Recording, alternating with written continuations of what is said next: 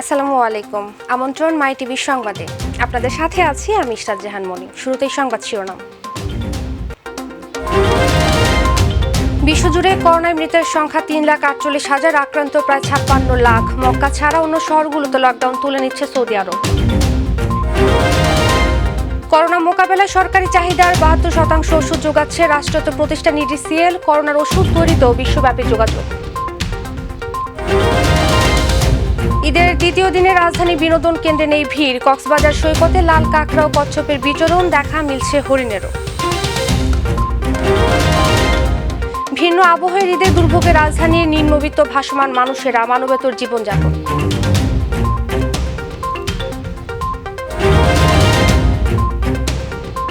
শুনছিলেন সংবাদ শিরোনাম, এবারে চলে যাব পুরো খবরে। বিশ্বজুড়ে করোনায় মৃতের সংখ্যা প্রায় 3,48,000, আক্রান্তের সংখ্যা 55,89,000 ছাড়িয়েছে। সুস্থ হয়েছে 23,66,000-এর বেশি মানুষ।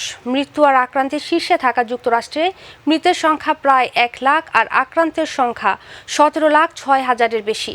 করোনা আক্রান্তের দ্বিতীয় অবস্থানে রয়েছে ব্রাজিল, সেখানে আক্রান্তের সংখ্যা 3,76,000-এর বেশি আর মৃতের সংখ্যা 23,000 ছাড়িয়েছে। আক্রান্তের সংখ্যায় তৃতীয় অবস্থানে রয়েছে রাশিয়া, সেখানে আক্রান্ত 3,53,000 ছাড়িয়েছে আর মৃত্যু হয়েছে 3,633 জন।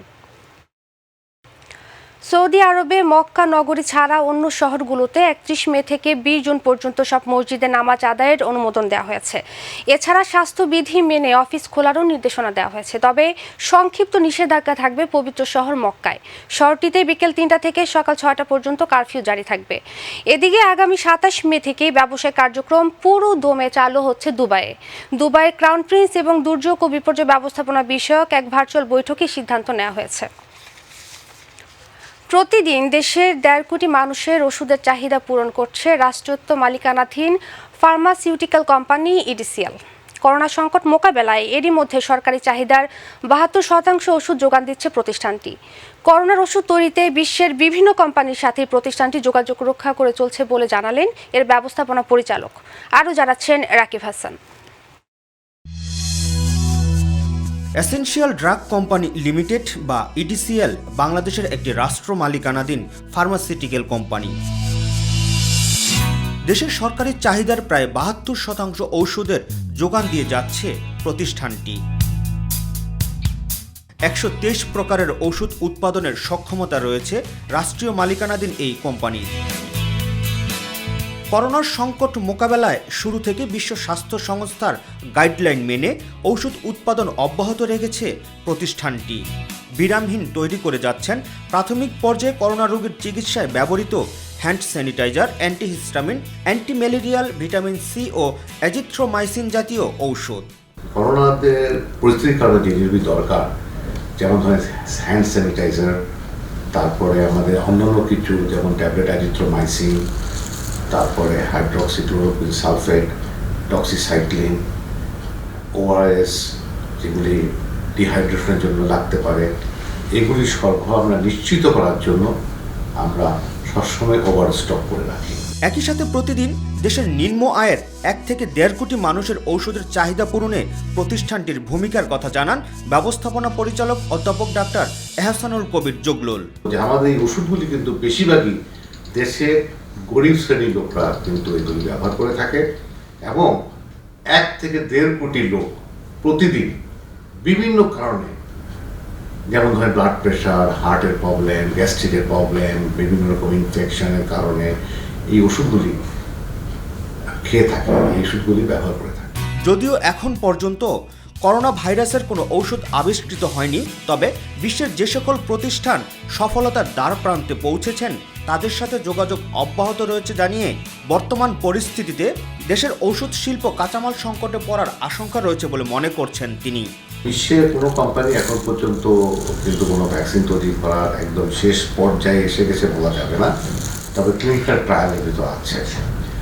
তো এই ব্যাপারে আমাদের যোগাযোগ আছে এবং যদি কোনো কোম্পানি যদি সেই ব্যাপারে কোনো রকম ওই পর্যায়ে পৌঁছে যায়, আমরা যাতে তড়িৎ গতিতে ওই ব্যাপারে তাদের সাথে যোগাযোগ করে কিছু করতে পারি, এই ব্যাপারে আমাদের যোগাযোগ আছে এবং এই ব্যাপারে স্বাস্থ্য মন্ত্রণালয় থেকে মাননীয় স্বাস্থ্যমন্ত্রীও আমাদেরকে নির্দেশ দিয়েছে।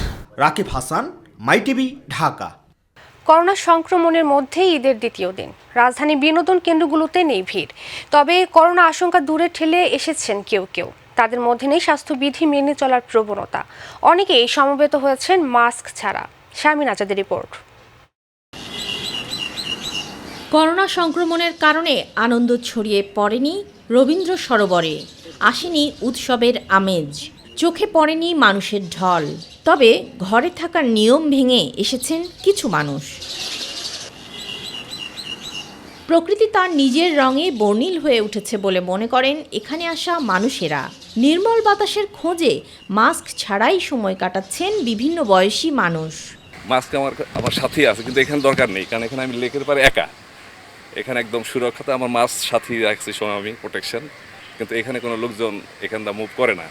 কেউ আক্রান্ত থাকলে কিংবা আক্রান্ত ব্যক্তি এই দুইটার সম্ভাবনা এখানে নাই, এটা আমরা জেনেই সেই জন্য পড়ি না। আর যখন পড়ার প্রয়োজন হয় মাস্ক সাথেই থাকে, আমরা সেটা পড়ি তখন। গেলবারের ঈদের মতো নভ থিয়েটারেও আসেননি কোনো মানুষ। বিনোদনপ্রিয় মানুষের ভিড় নেই। লকডাউনে বন্দী হয়ে আছে মানুষের সুস্থ বিনোদন দেয়ার এ কেন্দ্র। একই হাল শিশুদের অন্যতম বিনোদন কেন্দ্র শ্যামলী শিশু মেলার। শিশুদের কোলাহল নেই, নিরুত্তাপ নগরীর ছবি। এদিকে ঘরে থাকার স্বাস্থ্যবিধি না মেনে বের হওয়া মানুষের আছে নানা অজুহাত। আমার আত্মবিশ্বাসে কথা বলতেছি যে করোনা ভাইরাসটা এখানে নাই বা বিচরণ করছে না। এই মাস্কটা আপনাকে সম্পূর্ণরূপে নিরাপদ করতে পারে না, জাস্ট এমনি আর কি ধুলাবালি বলতে পারে। তো খামাখা এটার জন্য মাস্ক পরে কী লাভ? মাস্ক পরি নেই, এটা আসলে এটা রাস্তা হিসাবে আমার স্মরণ হয়েছে। এক দুই হয়েছে, মনে করেন আমি তো সবসময় যিনি আমাকে ফাটাইছে তিনার স্মরণ করি সবসময়। এটা আমার আসলে ভুল হয়েছে, এটাই সত্য কথা, আর আমার স্মরণ ছিল না। শারমিন আজাদ, মাই টিভি, ঢাকা। করোনা সংক্রমণ রোধে মানুষ যখন ঘরবন্দি, তখনই সমুদ্র পাড়ে ফিরে এসেছে 30 বছর আগের চিত্র। ডলফিনের মনোমুগ্ধকর সাঁতার, লাল কাঁকড়া ও কচ্ছপের বিচরণ সহ সাগরের ঢেউয়ের সাথে দেখা মিলছে হরিণের নৃত্য। প্রতিনিধি এম সাইফুল ইসলামের তথ্য ভিডিও চিত্রে রাজিয়া সুলতানা স্মৃতির ডেস্ক রিপোর্ট। মাস দেড়েক আগেও যেখানে দেশি বিদেশি লাখো পর্যটকের পদভারে মুখরিত ছিল বিশ্বের দীর্ঘতম সমুদ্র সৈকত কক্সবাজার, করোনা ভাইরাসের কারণে সেখানে এখন শুধুই ঢেউয়ের গর্জন। অতিমাত্রায় যান্ত্রিকতা, সৈকত জুড়ে বিচ বাইক, জেটস্কি, স্পিডবোটের কারণে আবাসস্থল হারিয়ে যেতে বসেছিল সমুদ্রের প্রাণীরা। মৃত শামুক, ঝিনুক ছাড়া চোখে পড়ত না অন্য কিছু। কিন্তু ভ্রমণ নিষেধাজ্ঞার কারণে 120 কিলোমিটার দীর্ঘ সমুদ্র সৈকত জুড়ে এখন রাজত্ব করছেন সামুদ্রিক কচ্ছপ, বিভিন্ন প্রজাতির কাঁকড়া ও শামুক। সৈকতের এমন দৃশ্য একেবারেই বিরল। প্রকৃতি তার আপন গতিতে নিজের প্রাণ ফিরে পেয়েছে। প্রাকৃতিক সম্পদ রক্ষা করার জন্য লাল কাঁকড়াগুলো সংরক্ষণ করে লাল কাঁকড়াদের জন্য আলাদা একটা জোন করার জন্য আমার দাবি। ভবিষ্যতেও যাতে কক্সবাজার পর্যটন সমাগম হলে এই প্রকৃতি বৈচিত্র্য অটুট রাখে, সেই ব্যবস্থা যাতে সর্বস্তরের জনগণ এবং প্রশাসন নেই। সৈকতের বর্তমান পরিস্থিতিকে ইতিবাচক হিসেবে দেখছেন পরিবেশবাদীরা। জীববৈচিত্র্য রক্ষায় সৈকতের কয়েকটি অংশ প্রকৃতি বান্ধব হিসেবে গড়ে তোলার উদ্যোগ নেওয়ার আহ্বান জানান তারা। প্রকৃতির এই সৌন্দর্যকে রক্ষা করতে হলে আমাদের সমুদ্র সৈকতে যাতায়াতের নির্দিষ্ট পথ তৈরি করতে হবে, নির্দিষ্ট পথ দিয়েই সমুদ্র সৈকতে যেতে হবে। সমুদ্রের কয়েকটি পয়েন্ট ঘুরে দেখা যায় সৈকত জুড়ে ছোটাছুটি করছে লাল কাঁকড়ার দল, হরিণের নৃত্য, বানর ছাড়াও হরেক জাতের পাখি, পানিতে গা ভাসিয়ে গাংচিলের খেলা ও ঝাঁক বেঁধে উড়ে যাবার চোখ জুড়ানো দৃশ্যে মুখর কক্সবাজার সমুদ্র সৈকত। বঙ্গোপসাগরের বাংলাদেশ উপকূলে ডলফিন, তিমি ও সিউইড ছিল যা সংরক্ষণের অভাবে হারিয়ে যেতে বসেছে। আমাদের এই বিষয়ে যে ম্যামাসগুলো না মারে এবং এইগুলো আমাদের পরিবেশের কোনো ক্ষতি করছে না, এই জিনিসগুলো অবশ্যই তাদেরকে আমাদেরকে বোঝাতে হবে এবং এর জন্য তাদেরকে অবশ্যই একটা অ্যাওয়ারনেস বিল্ড আপ আমাদের করা উচিত। লাল কাঁকড়ার সংরক্ষণ, সমুদ্রলতার সংরক্ষণ, কচ্ছপ সংরক্ষণ, ডলফিনগুলোকে কাছে নিয়ে আসা, বেড়া দিয়ে এগুলো আপাতত সংরক্ষণের চিহ্নিত করার জন্য ব্যবস্থা নিয়েছে। সচরাচর কক্সবাজার সমুদ্র সৈকতের 11টি পয়েন্টে সারা বছর পর্যটকে ভরপুর থাকে। তাই সেসব পয়েন্টে জলজ প্রাণীর দেখা মিলত না। ছোটবেলায় দেখেছি কাঁকড়া, ফুল, ডলফিনের খেলা, সেটা এখন বুড়া হয়ে আবার দেখলাম। সবাইকে নিয়ে বসে অন্তত সেই জীববৈচিত্র্য যাতে রক্ষা পাওয়া যায় তাদের জন্য একটি সংরক্ষিত এলাকা ইনশাল্লাহ আমরা রাখব। পরিবেশ দূষণ জলজ প্রাণী বিলুপ্ত হবার অন্যতম কারণ, তাই এই পরিবেশ বজায় রাখতে উদ্যোগ নেওয়ার আশ্বাস দিলেন সংশ্লিষ্টরা। পর্যটক যারা আছে তাদেরও আসতে হবে, আবার আমাদের প্রকৃতি যেটা আছে সেটাকেও বাঁচাতে হবে। প্রকৃতির যে এই জীববৈচিত্র্য আছে এগুলো যাতে সংরক্ষণ করা যায় সে ব্যাপারে কার্যকর পদক্ষেপ নেব। রাজিয়া সুলতানা স্মৃতি, মাই টিভি নিউজ ডেস্ক। অন্যান্য বছরের তুলনায় এবারের ঈদ পরিস্থিতি একেবারেই ভিন্ন। গত 2 মাস ধরে অধিকাংশ সময় পথ ঘাটে চলছে শুনশান নীরবতা।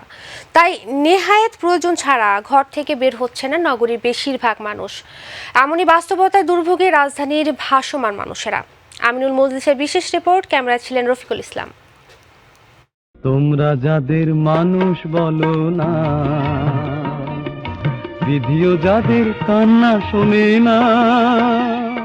রাজধানীতে বসবাসকারী নিম্ন আয়ের মানুষের কাছে কোনো বাড়তি আনন্দের উপলক্ষ হয়ে ধরা দেয়নি এবারের ঈদ। শোনায় তাদের গান। গেল 2 মাসের লকডাউনে ভাটা পড়েছে উপার্জনেও। তাই মৌলিক চাহিদা পূরণ যেখানে অসম্ভব, সেখানে ঈদ উদযাপন যেন কল্পনারও অতীত। খাওনি পেটে জোরে না, কাপড় আমাদের নসিবে নাই, এই জন্য একই ঈদের দিন আর প্রত্যেক দিন খাবার একই, টাকা পয়সা নেই, কি দিয়ে আনবো। আজকে শুধু ডিম আর ভাত। আর 10টা দিনের মতোই কেটেছে ঈদের দিনটিও। উৎসবের দিনে বিশেষ খাবার তো দূরের কথা, চুলোই জ্বলেনি অনেকের।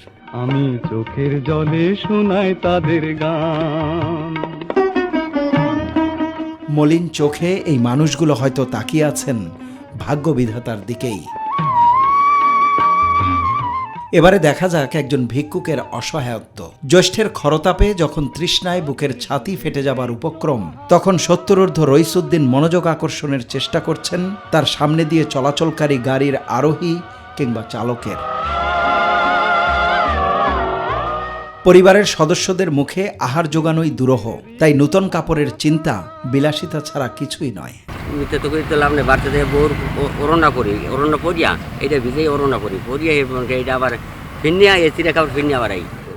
আবার টিএসসির গেটে বসে থাকা এই মহিলার কথাই ধরা যাক। ছোট্ট শিশুকে নিয়ে বসে আছেন দিনভর, বলছেন অনেকটা বাধ্য হয়ে নেমেছেন পথে। কখনো ভিক্ষা করি নাই, বাসা বাড়ি সবাই না করে দিচ্ছে, আমি কি করবো, রাস্তায় ভিক্ষা করে খাই। এরকম হাজারো অশ্রু সজল মুখচ্ছবি চোখে পড়বে রাজধানীর বিভিন্ন এলাকায়। বিধিও যাদের কান্না শোনে না। শহরের বড় বড় অ্যাপার্টমেন্টের দিকে তাকিয়ে থাকে এই মানুষগুলো, কিন্তু দালানে বসবাসকারীদের কানে কি আদৌ পৌঁছে নিম্ন আয়ের মানুষের এই আর্তনাদ? আমি চোখের জলে শোনাই তাদের গান। তাই পথের ধারের মানুষের এবারের ঈদ বড় নিরানন্দের। দুঃখে যাদের জীবন গড়া মানুষ তাদের নাম। দর্শক, আমার পেছনে যারা আছেন তারা সবাই ভিক্ষাবৃত্তির সাথে জড়িত। রাষ্ট্রীয় এবং ধর্মীয় দৃষ্টিকোণ থেকে ভিক্ষাবৃত্তিকে নিরুৎসাহিত করা হলেও যতদিন পর্যন্ত এই মানুষগুলোকে সামাজিক সুরক্ষা বলয় এবং কর্মসংস্থানের আওতায় আনা না যাবে, ততদিন অব্যাহত থাকবে তাদের এই বিদ্যমান পেশা। সেক্ষেত্রে কেবলমাত্র সরকার নয়, দেশের সকল বিত্তবানকে এগিয়ে আসতে হবে, যেন উৎসবের আনন্দ আর পার্বণের রঙে রঙিন হয়ে ওঠে এসব অসহায় মানুষের জীবন। Aminul Majlis, my TV, Dhaka. Dhaka customs house এখন সিন্ডিকেটের দখলে, এমন অভিযোগ ভুক্তভোগীদের। আমদানিকারকরা বলছেন পণ্য খালাসের ক্ষেত্রে মিথ্যা ঘোষণার মাধ্যমে ইচ্ছা অনুযায়ী বসানো হচ্ছে এইচএস কোড। ফলে যেসব মালামাল সংখ্যা হিসেব করার কথা তাও পরিমাপ করা হচ্ছে কেজিতে। ফলে সরকার হারাচ্ছে বিপুল অঙ্কের রাজস্ব। দর্শক বিমানের অব্যবস্থাপনা নিয়ে আমিনুল মজলিসের বিশেষ প্রতিবেদনের আজ দেখুন 4র্থ পর্ব। দুর্নীতি আর কাস্টমস হাউস যেন মিলেমিশে একাকার, এমন অভিযোগ দীর্ঘদিনের। আর সমস্যা যেহেতু যুগ যুগ ধরে, তাই পদে পদে ভোগান্তি এখানে ললাট লিখনের মতোই। ভুক্তভোগীরা বলছেন ঘুষ দিলে সব জায়েজ, আর না দিলেই নানা অজুহাত। শাহজালাল আন্তর্জাতিক বিমানবন্দরের কার্গো ভিলেজে এখন ঘুষ ছাড়া পণ্য খালাস কঠিন নয়, বরং অসম্ভব। কাস্টমসের যন্ত্রণার এসব উপাখ্যান অনুসন্ধানে দেখা যায়, প্রথমে নানা অজুহাতে আটকে রাখা হয় কাগজ, এরপর শুল্কায়নের দায়িত্বপ্রাপ্ত অফিসারের সঙ্গে নেগোসিয়েশনে গেলে নিমেষেই হয়ে যায় সব সমস্যার সমাধান। এবার জানা যাক কিভাবে মিথ্যা ঘোষণার মাধ্যমে সংখ্যার হিসেবে নির্ধারিত হওয়া মালামাল রূপান্তরিত হচ্ছে কেজির পরিমাপে। এখান থেকে আপনার এসকিডি করে ওরা মালগুলো শিপমেন্ট করে যাচ্ছে মোবাইল, কিন্তু ওরা বলতেছে যে মোবাইল অ্যাক্সেসরিজ। তো যখন মোবাইল অ্যাক্সেসরিজ হয়, মোবাইল অ্যাক্সেসরিজ তো আপনার পিছে হবে না, তখন মোবাইল অ্যাক্সেসরিজ ওরা কেজিতে দেখায়। বাংলাদেশের পার্টি যে সিন্ডিকেটের মাধ্যমে আপনার কাস্টমস কর্মকর্তা ম্যানেজ করে ওরা আপনার গুডসগুলো অ্যাক্সেসরিজ হিসেবে বের করে ফেলতেছে। তো সেই ক্ষেত্রে দেখা যায় মোবাইল বের হচ্ছে না, বের হচ্ছে অ্যাক্সেসরিজ, কিন্তু ভিতরে মোবাইল। ভুক্তভোগী আমদানিকারকদের অভিজ্ঞতা বলছে, রাজস্ব কর্মকর্তা এবং অ্যাসেসমেন্ট গ্রুপের সহকারী ও উপকমিশনাররা অনেকটা ফ্রি স্টাইলেই C&F এজেন্টের কাছে দাবি করছেন ঘুষ। অবশ্য এই ঘুষ তারা নিজের হাতে নিচ্ছেন না, কারণ প্রত্যেক অফিসারের অধীনেই রয়েছে বহিরাগত দালাল। এই বিশেষ আদায়কারীরা কর্মকর্তাদের পক্ষে ঠিক করেন ঘুষের রেট, কিন্তু চাহিদা মতো ঘুষ না পেলে পণ্যের HS কোড পরিবর্তন সহ নানা ধরনের পরীক্ষা নিরীক্ষার নামে চলে অহেতুক সময় ক্ষেপণ। উদ্ভূত পরিস্থিতিতে বিপুল অঙ্কের রাজস্ব হারাচ্ছে সরকার, এমন মন্তব্য সংশ্লিষ্টদের। হাজার হাজার কোটি টাকার রাজস্ব হারাচ্ছে, আর গুটি কয়েক কিছু লোক মুনাফা অর্জন করতেছে। এটা এমন একটা সিন্ডিকেট যে আপনি আসলে মানে টিভিতে নিউজ করে বা লেখে খুব বেশি দূর আগানো আমি মনে করি না সম্ভব, বুঝলেন? সিন্ডিকেটটা অনেক অনেক স্ট্রং। তবে সব অভিযোগই অস্বীকার করছে কর্তৃপক্ষ। না না, এটা প্রশ্ন হচ্ছে না, এটা হতে পারে না। প্রশ্ন এটা সিস্টেম নেবে না। আপনি আমাদের যদি সেগুলো ওয়ার্ল্ড সিস্টেম দেখেন, ইউনিটে হওয়ার কথা, সেটা যদি কেউ যদি ওজনে দেয়, হ্যাঁ, তাহলে কিন্তু ওজনের জন্য আমাদের ইয়ে আছে, ঘর আছে, কিন্তু যেটা যে ইউনিটে হবে সেই ইউনিটটা উল্লেখ করতে হবে। যদি কেজিতে হয় কেজি, পিসে হলে পিস। সময়ের পরিক্রমায় অনেক ক্ষেত্রেই আসে পরিবর্তন, কিন্তু কখনোই শেষ হয় না সিন্ডিকেটের দৌরাত্ম্য। বছরে 2 থেকে 3 বার NBR এর প্রেসারে ঢাকা এয়ারপোর্ট খুব সতর্ক থাকে। ওই টাইমটা এই সিন্ডিকেটের লোকজনই আসলে জানে যে কখন কি হবে, ওরা সতর্ক হয়ে যায়। ওই টাইমটা আপনার স্মুথলি লিগ্যালি সবকিছু বের হচ্ছে। তাই সেই ক্ষেত্রে আসলে NBR ওরও কিছু করতে পারতেছে না, আপনার ওই শুল্ক গোয়েন্দাও খুব বেশি কিছু করতে পারতেছে না। তাই প্রশ্ন, সরকারের ইতিবাচক অর্জনকে যারা ম্লান করে দিচ্ছে তাদের বিরুদ্ধে ব্যবস্থা নেবে কে? আমিনুল মজলিস, মাইটিভি, ঢাকা। করোনা সংকটের শুরু থেকে আজ পর্যন্ত শেখ হাসিনা সরকারের বিভিন্ন উদ্যোগ, গৃহীত এবং বাস্তবায়িত সিদ্ধান্ত যখন দেশ বিদেশে প্রশংসিত হচ্ছে, তখন বিএনপির নেতারা পুরনো নেতিবাচকতার বৃত্তেই ঘুরপাক খাচ্ছে বলে মন্তব্য করেছেন আওয়ামী লীগের সাধারণ সম্পাদক ওবায়দুল কাদের। তিনি আজ তার সরকারি বাসভবনে নিয়মিত ব্রিফিংকালে এসব কথা বলেন। নিজেরা জনগণের পাশে দাঁড়াবেন না, ঘূর্ণিঝড়ে ক্ষতিগ্রস্ত মানুষের খোঁজখবর নেবেন না, অথচ মিডিয়া সরকারের সমালোচনা করবেন, এটাই কি বিএনপির রাজনীতি? পবিত্র ঈদের দিনেও জনগণ তাদের মুখের বিষ থেকে রেহাই পায়নি।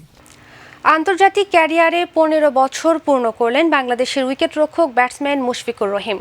এই সময়ে নানা রেকর্ডে নিজের ক্যারিয়ার সমৃদ্ধ করেছেন তিনি। 17 বছর বয়সে 2005 সালের এই দিনে টেস্ট অভিষেক হয় মুশফিকের। এ পর্যন্ত 70টি টেস্টে 60টি শতক ও রেকর্ড 3টি দ্বি-শতকে 4413 রান করেছেন।